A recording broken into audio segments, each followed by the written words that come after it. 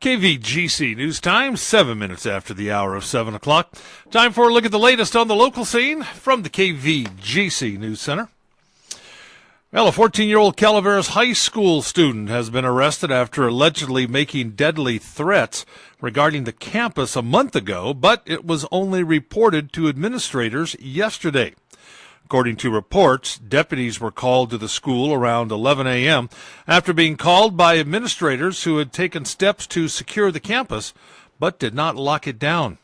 Officials say the threats that were made were to possibly cause harm to students at the school. The student was taken to the office and monitored until deputies arrived. It's unclear whether those threats included bringing weapons to the campus. The suspect, whose name is not being released because he's a juvenile, could face felony criminal threats.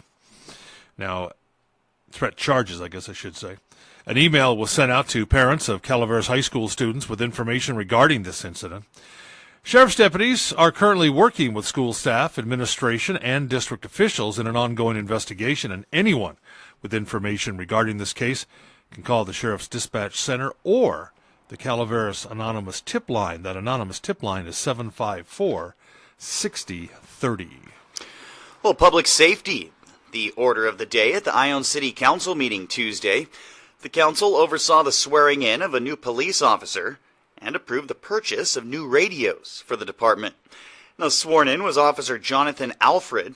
Alfred previously worked for the city as a reserve officer and is one of two new full-time officers the city is hiring with money from the new Buena Vista Casino.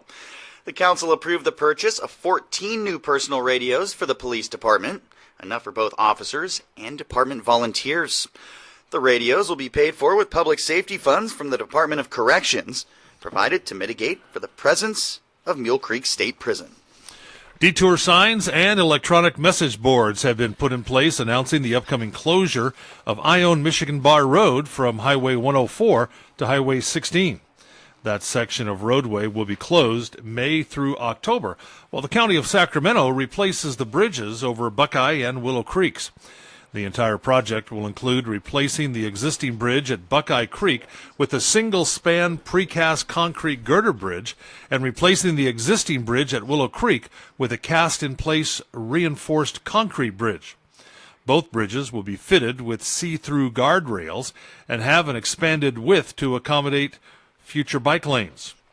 Some preliminary work has already started, but detours will not be in place until the major project begins. Again, all traffic on Highway 16 will be routed to Highway 124 to Ione. The anticipated construction time for the project will run May until October. Well, with the California snowpack melting as temperatures rise, rivers and streams are full of dangerously cold and swift-moving water. California's snowpack measured 175% of normal in early April, and most California rivers are fed by snowmelt, making them cold even in summer.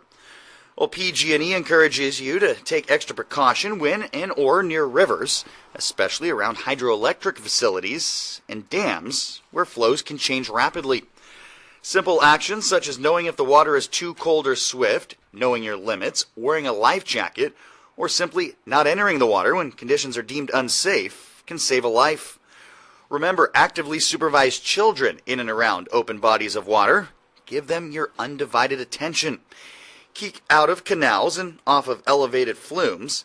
Be mindful of signs and warnings. Stay out of areas that are posted as restricted and fenced off.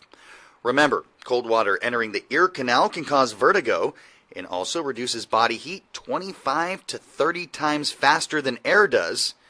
At the same time, temperature causes impairment that can lead to fatalities.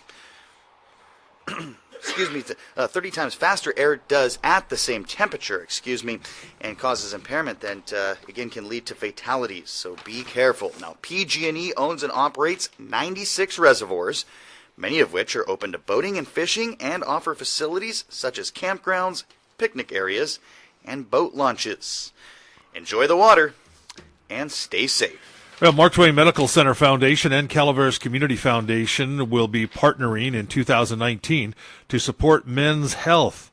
This November, the nonprofit organizations will provide free screenings for Calaveras County men at the hospital and rural health clinics.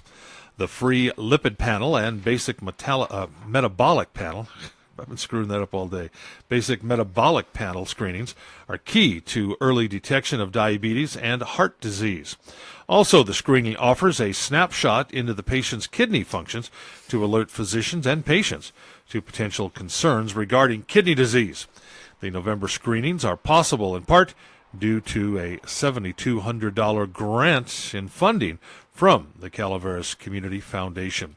The funding addresses the Foundation's senior initiative and the hospital's community needs assessment priority for chronic disease management. And that's a look at local news on a Gold Country Thursday morning from the KVGC News Center. I'm JD. And I'm Jim Geedy reporting. Remember, for the latest news, traffic, and weather, 24 hours a day, to visit our website, kvgcradio.com.